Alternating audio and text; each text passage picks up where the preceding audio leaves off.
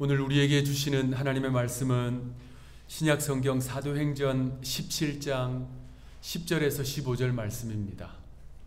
사도행전 17장 10절에서 15절 말씀을 제가 봉독하겠습니다. 밤에 형제들이 곧 바울과 실라를 베레아로 보내니 그들이 이르러 유대인의 회당에 들어가니라. 베레아에 있는 사람들은 데살로니가에 있는 사람들보다 더 너그러워서 간절한 마음으로 말씀을 받고 이것이 그러한가 하여 날마다 성경을 상고하므로 그 중에 믿는 사람이 많고 또 헬라의 귀부인과 남자가 적지 아니하나 데살로니가에 있는 유대인들은 바울이 하나님의 말씀을 베레아에서도 전한다는 줄 알고 거기도 가서 무리를 움직여 소동하게 하거늘 형제들이 곧 바울을 내보내어 바다까지 가게 하되 실라와 디모데는 아직 거기 머물더라.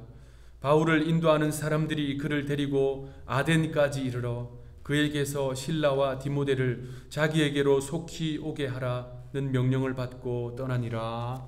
아멘.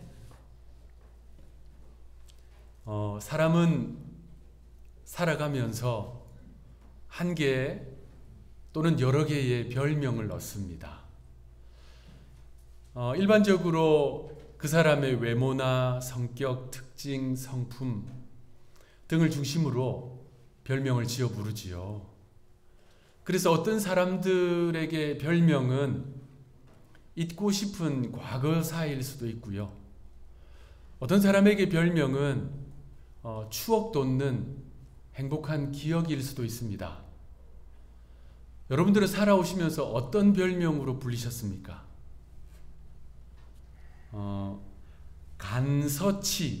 간서치라고 하는 별명으로 불린 인물이 있었습니다. 한자어로 간서치는 책만 보는 바보, 책만 읽는 바보라는 뜻이에요. 간서치라고 불린 인물은 이덕무 선생입니다. 조선 후기 지식계를 평정한 아주 탁월한 실학자였어요. 후학들로부터 존경을 받는 사람이었습니다. 이 이덕무 선생이 간서치, 책만 보는 바보, 책만 읽는 바보라는 별명으로 불린 이유는 간단합니다. 책 읽기를 너무나도 좋아해서예요. 이분이요, 어릴 때 글을 깨치기 시작한 때부터 21살까지 단 하루도 책을 놓지 않았어요. 매일매일 책을 읽었습니다. 24살이 돼서 큰 꿈을 가졌어요. 큰 포부를 가졌어요. 그가 가진 큰 포부가 뭐냐면요, 세상에 있는 책을 다 읽겠다. 그것이 이분의 꿈이었어요. 벌써 꿈이 남다르잖아요. 그렇게 이 책 읽기를 좋아하다 보니까 사람들이 그를 향해서 간서치하고 놀리기도 하고 부르기도 했습니다. 사람들이 자기를 그렇게 부르니까 책을 한 권 썼어요. 그 책 제목이 간서치전이에요. 자서전 같은 거예요. 그 책을 읽어보니까 이렇게 시작됩니다. 남산 아래에 한 바보가 있었는데 어눌해 말을 잘 못하고 성격이 둔하여 세상 일을 잘 알지 못했다. 남들이 욕해도 따지지 않고 칭찬해도 우쭐대지 않으며 오직 책 읽는 것을 즐거움으로 삼아 춥고 덥고 배고프고 아픈 것을 전혀 알지 못했다. 사람들이 그를 보고 간서치라 해도 웃으며 받아들였다. 이 책이 이렇게 3인칭 남의 이야기하는 것처럼 쓰여졌지만 자기 자신에 대한 이야기예요. 이 이덕무 선생은 매우 핍절한 삶을 살았습니다. 엄청 가난하고요, 힘든 삶을 살았어요. 왜냐하면 서자였거든요. 이 조선시대의 신분, 이 계층, 이것이 얼마나 철저했습니까? 적자인가 서자인가에 따라서 사회적 지위가 하늘과 땅 차이였어요. 서자였다 보니까 배고프고 힘들고 가난하고 추운 인생을 살았습니다. 사람들로부터 무시당하기 일쑤였어요. 그런데 좋은 세월을 만났어요. 그때 조선의 왕이 정조라고 하는 왕이었어요. 조선시대에도 르네상스 시대가 있다라고 말하는데요. 그 조선의 르네상스를 연 인물이 영조와 정조예요. 그래서 영정조라 부르는데 이 정조를요 참 훌륭한 일을 많이 했거든요. 그래서 정조대왕이라고 부릅니다. 그가 한 훌륭한 일 가운데 하나는 서자들도 그 실력에 따라서 공직에 나올 수 있도록 길을 열어줬어요. 이 조선의 그 신분의 높은 그 카르텔, 두꺼운 그 벽, 그것을 넘어서서 들어올 수 있도록 만들어준 거예요. 그때 이 이덕무 선생을 비롯한 서자 출신의 걸출한 사람들이 공직에 들어옵니다. 등용돼요. 그러면서 조선 후기의 지식계를 평정하는 학자들이 대거 나옵니다. 앞서 말씀드린 이 이덕무 선생이 쓴 책 간서치전에 보면 우리 그리스도인들도 주목할 만한 글귀가 있어요. 책 읽기의 이로움이라는 부분이 나오는데 책을 읽으면 이러한 장점이 있대요. 이러한 좋은 점이 있대요. 4가지로 설명을 해주는데 잘 들어보시기 바랍니다. 첫째, 굶주린 때에 책을 읽으면 소리가 훨씬 낭낭해져서 글귀가 잘 다가오고 배고픔도 느끼지 못한다. 둘째, 날씨가 추울 때 책을 읽으면 그 소리에 기운이 스며들어 떨리는 몸이 진정되고 추위를 잊을 수 있다. 셋째, 근심 걱정으로 마음이 괴로울 때 책을 읽으면 눈과 마음이 책에 집중하면서 10,000,000가지 근심이 사라진다. 넷째, 기침병을 앓을 때 책을 읽으면 그 소리가 목구멍에 걸림돌을 시원하게 뚫어 괴로운 기침이 갑자기 사라져버린다. 여러분 대단하지 않나요? 그런데 그가 쓴 글귀를 보면 이 사람의 형편을 잘 알 수 있어요. 배고프고 가난하고 힘들고 춥고 더군다나 몸까지 아픈 거예요. 그런 상황인데 책을 읽으니까 그런 10,000,000가지 근심이 싹 사라진다는 겁니다.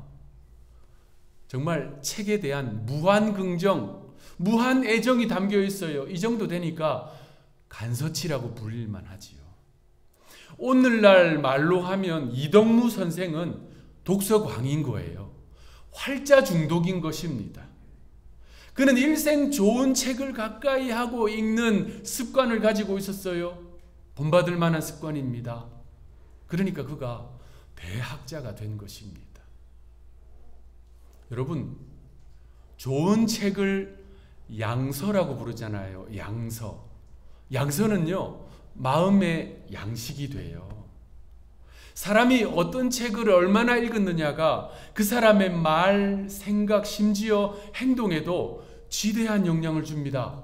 그래서 양서는 마음의 양식입니다. 그런데 여러분, 성서는요, 생명의 양식이에요. 하나님의 말씀인 이 성경은 성도들로 하여금 생명을 얻는 길을 가르쳐 줍니다. 영생을 얻는 길을 가르쳐 줘요. 그래서 성서는 생명의 양식이지요. 그러므로 그리스도인들은요, 이 하나님의 말씀을 늘 가까이 해야 합니다. 늘 부지런히 읽어야 돼요. 그러니까 진정한 의미에서 간서치는 우리가 돼야 합니다. 그리스도인들이 돼야 해요. 뿐만 아니라 이 기록된 말씀을 가까이 하고 열심히 부지런히 읽을 뿐만 아니라 선포되는 말씀에 귀 기울여야 합니다. 하나님은요, 설교를 통해서 교회와 성도들에게 말씀해 주세요. 만나 주세요. 그리고 여러분의 기도에 응답해 주십니다. 신약 시대에도 간서치가 있었어요. 그들은 늘 책을 가까이 하고 읽고 묵상하고 연구했습니다. 오늘 본문에 그 간서치들이 나와요.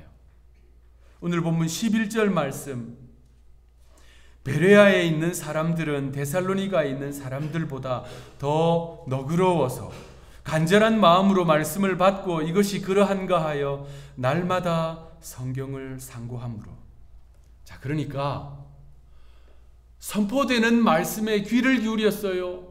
그리고 기록된 말씀을 가까이 하고 읽고 연구했어요. 그러니까 베레아 사람들이야말로 진짜 간서치들이었다는 말입니다. 빌립보 지역에서 사역을 마친 바울 선교팀은 좀 더 서쪽으로, 좀 더 유럽으로 이동했습니다. 데살로니가 지역으로 갔어요.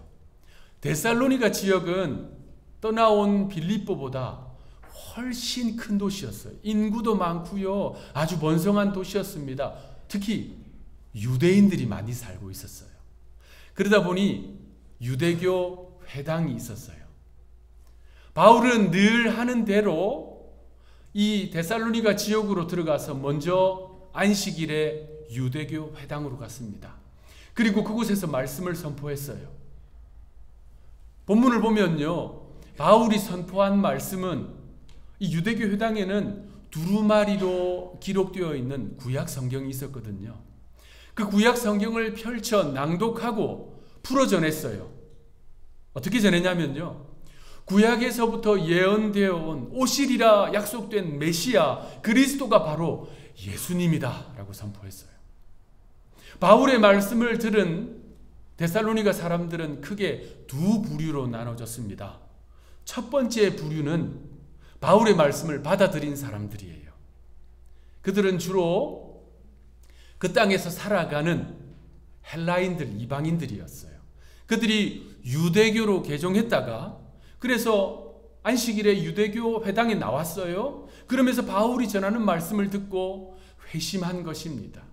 그들 가운데는 귀족도 있었고 귀부인도 있었어요. 적지 않은 사람들이 바울의 말씀을 듣고 예수 그리스도를 구주로 고백했습니다. 그리고 바울과 실라의 길을 따랐어요. 바울과 실라가 걸어가는 믿음의 길을 따랐다는 말입니다. 그것이 한 부류였고요. 또 다른 부류는 바울이 전하는 말씀을 거절하고 거부하는 사람들이었어요. 주로 그 지역에 살아가고 있는 정통 유대인들, 디아스포라 유대인들, 몇 세대에 걸쳐서 그 지역에서 살아가고 있는데 유대교를 지켜가면서 혈통도 이 유대 혈통을 지키고 있는 사람들. 그들은요, 바울이 전하는 말씀을 거절했습니다. 거부했습니다. 그런데 그것으로 끝나지 않았어요. 바울 선교팀을 박해하기 시작했는데 특별한 방법으로 박해했습니다. 사도행전을 보니까 이들이요, 폭력배들을 돈으로 주고 사서 고용해서 바울 일행을 괴롭게 했어요. 자, 오늘날 말로 하면 데살로니가 도성에 광장과 시장을 주름잡고 있는 조직 폭력배를 돈을 주고 고용한 거예요. 그러면서 그들을 앞세워서 다니면서 이 공포 분위기를 조성하고요. 그리고 사람들이 바울을 따르지 못하도록 만들고 바울 일행을 괴롭힌 것입니다. 자,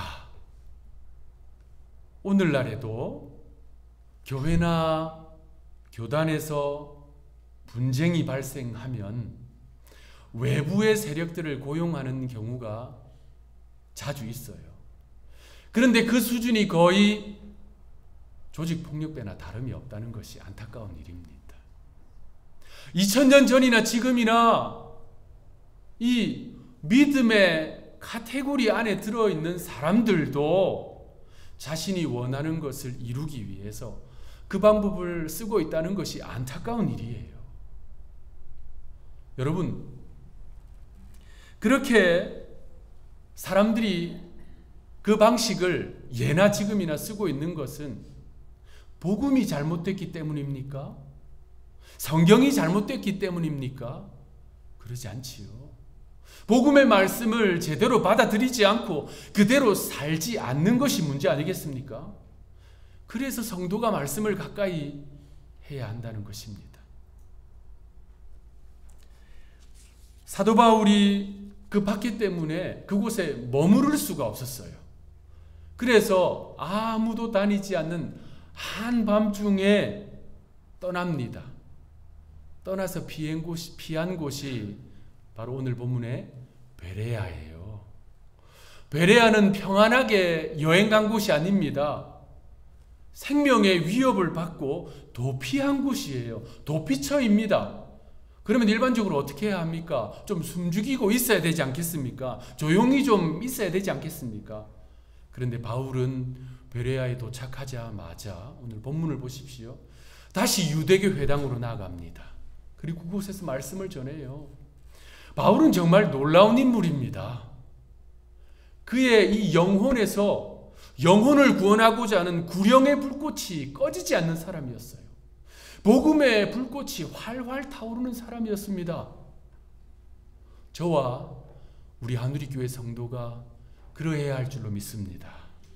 그래서 하나님께서 바울을 통해서 세계 선교를 이루어 가신 것처럼 저를 통해서, 여러분들을 통해서, 우리 교회를 통해서 하나님께서 그 일을 이루어 가시도록 우리가 간절히 기도해야 할 줄로 믿습니다.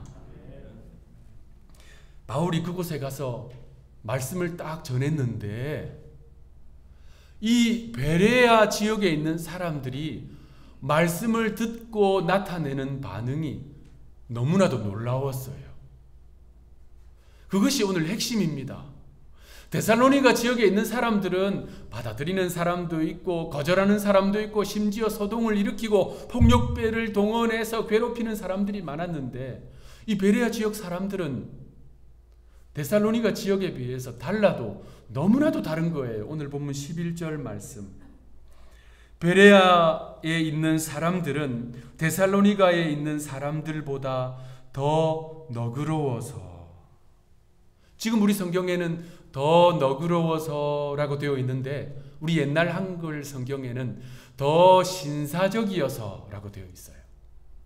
바울이 이 베레아에서 말씀을 딱 선포하는데 그 말씀을 듣고 있는 베레아 지역의 사람들이 마음이 너그럽고 행동이 신사적인 거예요. 매너도 좋고 아주 고상한 사람들인 겁니다. 교양을 갖추고 있는 척 봐도 점잖은 사람들인 거예요. 교회 안에는 다양한 부류의 사람들이 있어요. 뾰족뾰족한 사람들이 있는가 하면 두루뭉술한 사람도 있습니다. 까칠까칠한 사람이 있는가 하면 마음이 부드럽고 온유하고 너그러운 사람도 있습니다.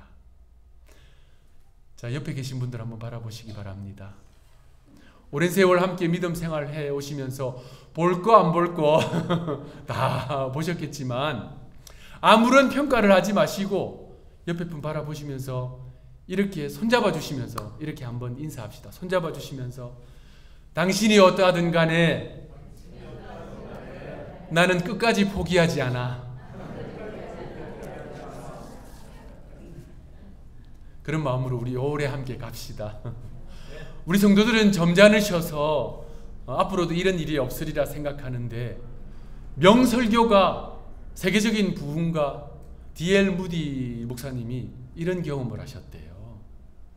하루는 주일에 이제 설교를 앞두고 단상 앞에서 설교 전에 기도를 딱 했어요. 이제 기도를 뜨겁게 하고 마치고 눈을 딱 떠보니까 단상 위에 메모지가 하나 올라와 있는 거예요. 외주보에 나오지 않은 광고가 있으면 우리 교회도 메모지를 올려주시고 하잖아요. 그래서 이제 무디 목사님이 이거 중요한 급한 메모인가 보다, 광고인가 보다 하고 딱 펼쳐봤어요. 펼쳐보니까 그 안에 딱 한 단어가 쓰여져 있었어요. 그 메모지 안에 쓰여있던 단어는 바보. 바보라고 쓰여있는 거. 물론 영어로 쓰여 있었겠지요. 바보. 여러분, 설교자가 설교 전에 이 바보라고 하는 메모를 보면 그 마음이 어떨까요? 혹시 제 마음이 어떨까봐, 어떤 반응을 보이실까봐 궁금해서 여러분들은 그렇게 안 하셔도 됩니다. 자존심도 상하고 마음도 슬프고 용기도 뚝 떨어지고 화도 나고 그러지 않겠습니까? 그리고 그걸 이제 써서 올린 사람은 혼자 킥킥대면서 좋아하겠지요. 그런데 이 무디 목사님이 그 메모를 딱 읽고 회중들을 향해서 이렇게 이야기했대요. 어떤 분이 광고를 올려주셨네요. 그런데 내용은 없고 본인 이름만 써주셨네요. 바울이 그곳에 있는 사람들에게 설교를 딱 했는데 이 벌써 받아들이는 것이 다른 거예요.